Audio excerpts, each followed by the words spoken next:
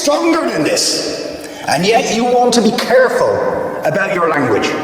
You're happy to correctly use the most strong and robust language to describe the crimes against humanity of Vladimir Putin, but you will not use the same strength of language when it comes to describing Israel's treatment of the Palestinians, when it is now being documented and detailed by two of the most respected human rights organizations in the world, and indeed has been alleged by dozens and dozens of non-governmental organizations, and to be honest, anybody who looks honestly at the decades of brutal, inhumane persecution of the Palestinians, successive assaults on Gaza, the annexation of their land and territory, the systematic application of apartheid rules, you don't want to even use the word apartheid.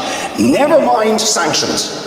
5 days sanctions against Putin and his thugs, 70 years of oppression by the Palestinians, and it wouldn't be, what was the word you used?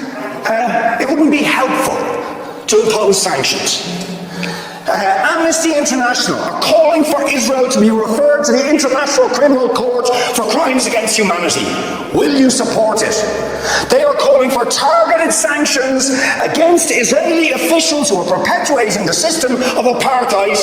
Just exactly the same types of sanctions you've just initiated against Vladimir Putin. Will you support it? And I think the answer is clearly you're not going to.